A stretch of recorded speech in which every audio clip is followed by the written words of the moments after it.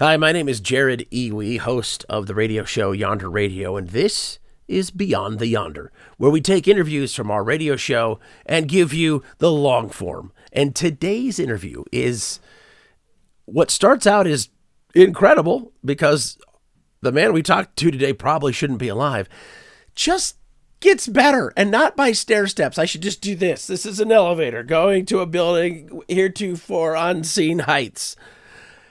And we're going to get that from Robin Hairston, who is the lead singer of the band he put together with his son called Blue Mountain Tribe. They've won multiple awards. And what they do with rock and blues, well, that's one thing.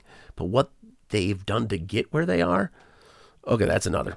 You got to go on this journey because well, let's get started with Robin. He can tell the story. They used to call me the Beale Street Blues Boy.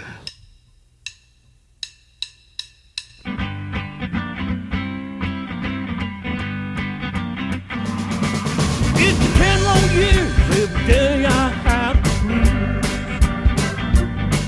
It's been 10 long years every day I have the blues. I can't help myself. I can't help myself. I can't help myself. I got the blues boy blues. Well, I never had a father. And the first days that I could remember as a child was in a crib in a big room with a whole bunch of other kids standing up and crying and everything else. That's my first memory as a child.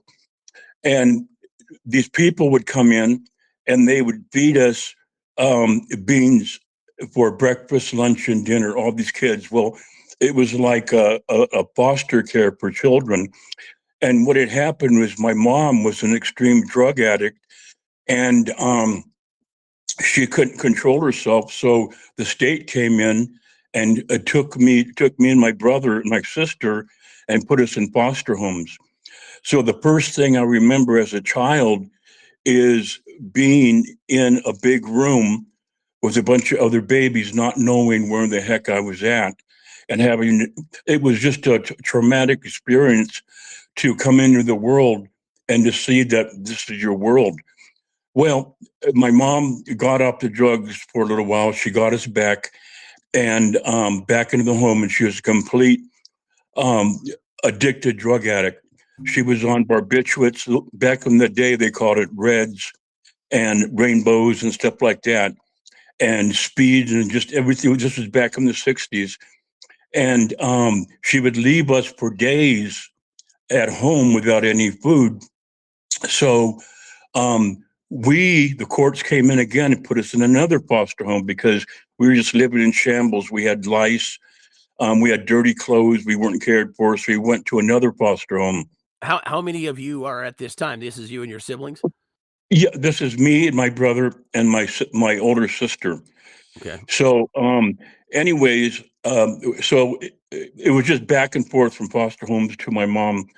And it was very horrific. And the reason why I'm getting to this point, Jared, is because what I'm about to tell you, there's a lot of people, I should be in prison right now or homeless or dead. And a lot of people just give up on life because of what they experienced. But my point... I was going to ask you, how are you not in prison? How are you alive today and not in prison? Okay, I'm going to get to a very good question. So anyways, so as we got older, we were very poor. And we were laughed at as kids. We had to eat out of dumpsters. My mom was never home. And like I told you, I never had a father. So anyways, we went through life like that. Well, my mom died of drugs and everything else. So we had to move in with my sister. Well, before my mom died in her deathbed, she said, "Robbie, you're going to become a great musician someday." Now, Jared, I had never played an instrument before. I was 14 years old when she died. And she kicks off your journey. This is you becoming a musician. Tell me this progression. I just had this, as I got older, I picked up a harmonica and I just started messing around with it, playing around with it. And I started feeling in that this is something that I could do. So I started, I'd go in the bathroom and practice for hours at a time. And so that's when I started a band. And we started off just playing small clubs, small bars, and stuff like that. So I told my son Caleb, I want to start an all Native American blues rock band. So we started looking around for all Native Americans. Well, where I live in Tehachapi, there's no Native Americans. There's hardly any. So I searched and searched, and I found Jeff Cooperhawk, who's a bass player, and he's Cherokee, and he joined the band. And then I found Pat Mata, who's Chumash. I got him in the band. So we started an all Native American blues rock band. And we started writing about Native American, Pray for Our Planet, Children on the Res, Custer, just a whole bunch of Native American stuff. And people would be amazed because they'd say, here's a all Native American band. And they thought we were going to get up there and play a bunch of flutes. And we'd just get up there and say, you people ready to rock and roll?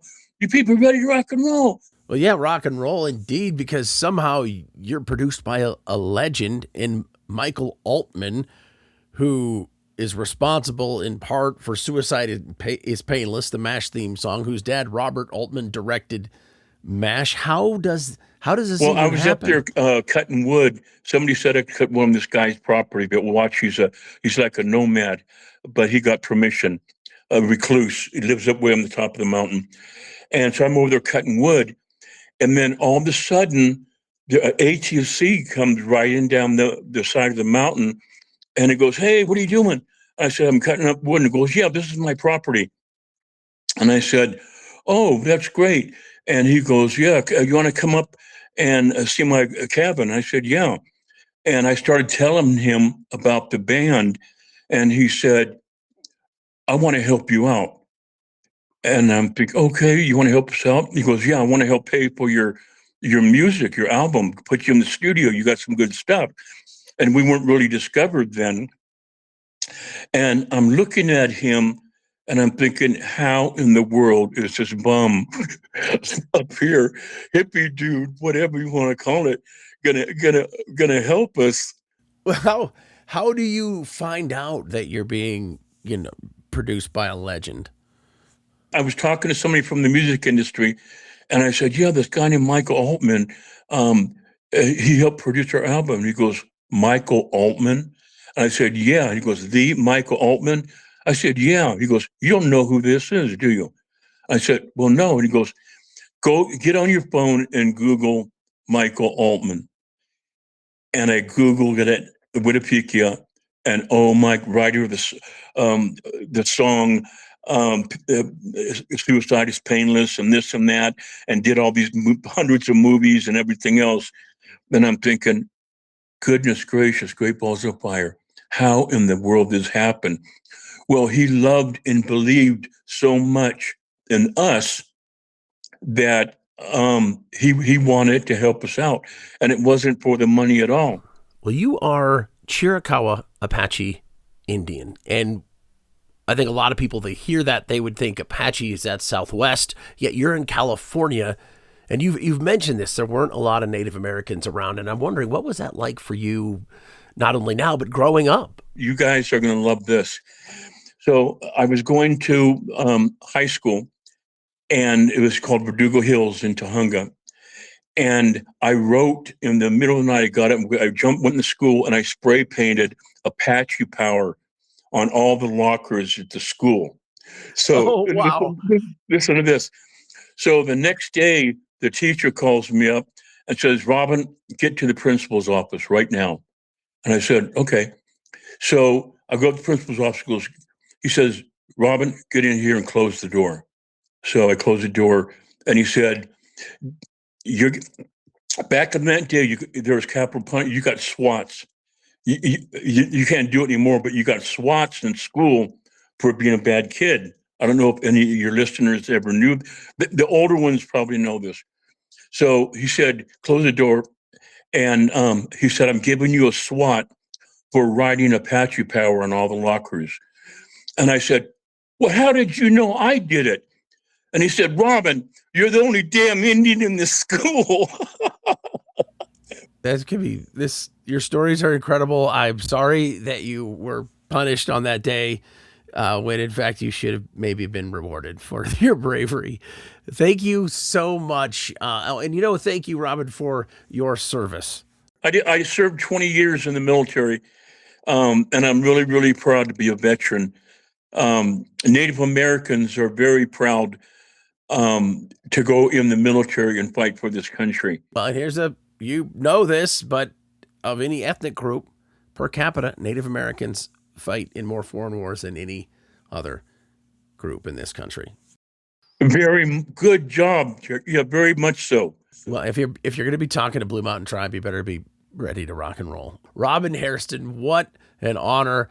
Thank you for being here today. Thank you for surviving and succeeding and for talking with us here on Yonder Radio.